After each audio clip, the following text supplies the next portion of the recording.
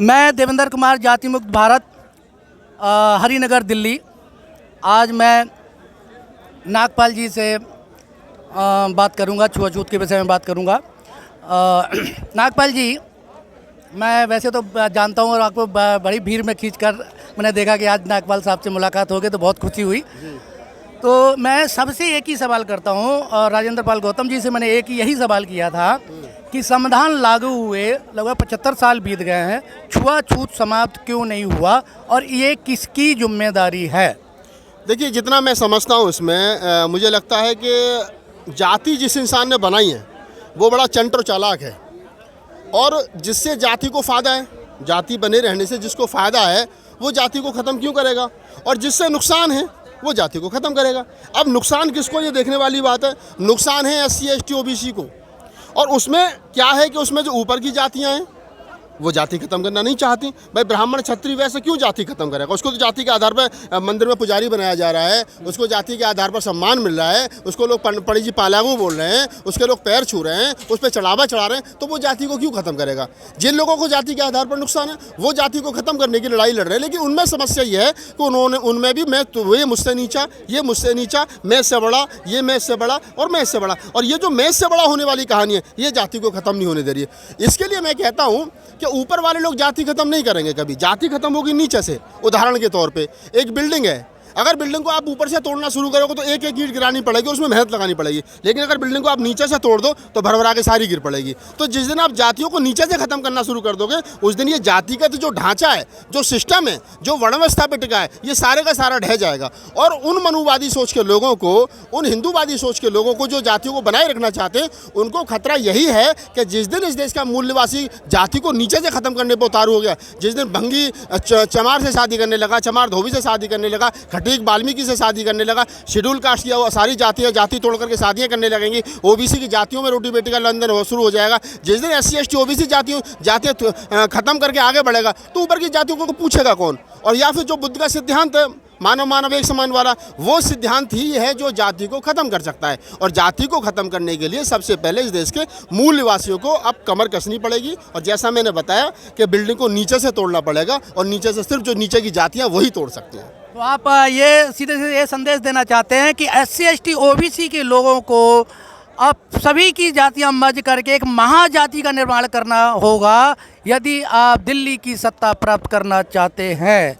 और जैसा कि संदेश उन्होंने दिया है कि जब तक रोटी बेटी का संबंध आपस में अगर नहीं करेंगे तब तक समाज में ऐसे बिखरे रहेंगे, और जातिवाद, छुआछूत जो जड़ से समाप्त हो जाना चाहिए वो नहीं होगा। क्या राजनीतिक आरक्षण का लाभ लेकर जिन नेताओं ने 75 साल से चुप्पी साध रखी थी, जो छुआछूत के विषय में नहीं बोल रहे थे, क्या वो वक्त अब आ गया है कि सभी नेताओं को एक मंच के नीचे आकर इस विषय पे बोलें और समाज के उत्थान के लिए एकजुट हो जाना चाहिए? मेरा इसमें देखो, मैं पहले दिन से एक बात कहता हूँ कि राजनीतिक आरक्षण खत्म हो जाना चाहिए। अगर राजनीतिक आरक्षण खत्म हो जाएगा तो हमें कम से कम ये सुकून हो जाएगा कि ये जो गधे घोड़े चुन करके चले जाते हैं और वहाँ बोलते नहीं है पार्लियामेंट में जा कर के, तो कम से कम हमें ये मालूम चल जाएगा कि हमारे लोग वहाँ हैं नहीं, लेकिन ये वहाँ पहुँच भी रहे हैं बाबा साहब के आरक्षण की वजह से, और वहाँ ये बोल भी नहीं रहे। तो 1044 विधायक और 131 सांसद जो बैठे हैं, कानों में पट्टी, कानों से अंधे और गूंगे बने हुए, राजनीतिक आरक्षण 10 साल के लिए था।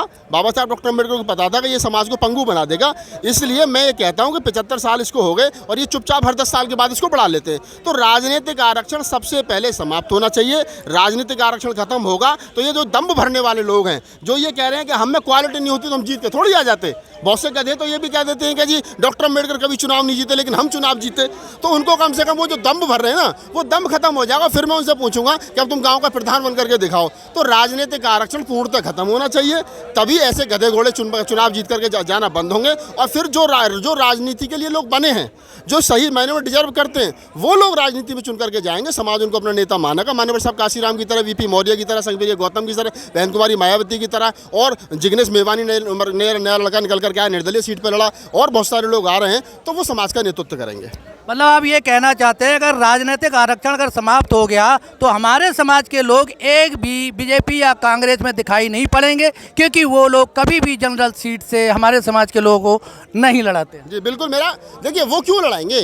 अगर 131 लोकसभा की सीट सुरक्षित हैं तो 132 नहीं लड़ाते, 131 ही लड़ाते हैं। कोशिश करते हैं उसमें भी एक आध कैंसिल हो जाए तो 130 ही रह जाए।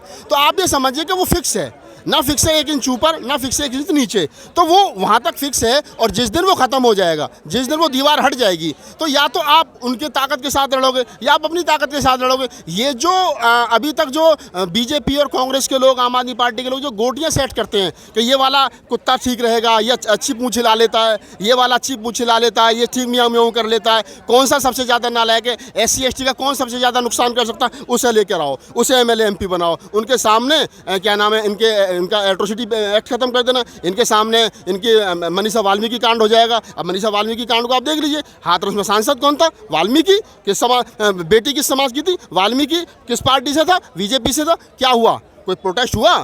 क्या कुछ वहाँ हंगामा हुआ? नहीं ना।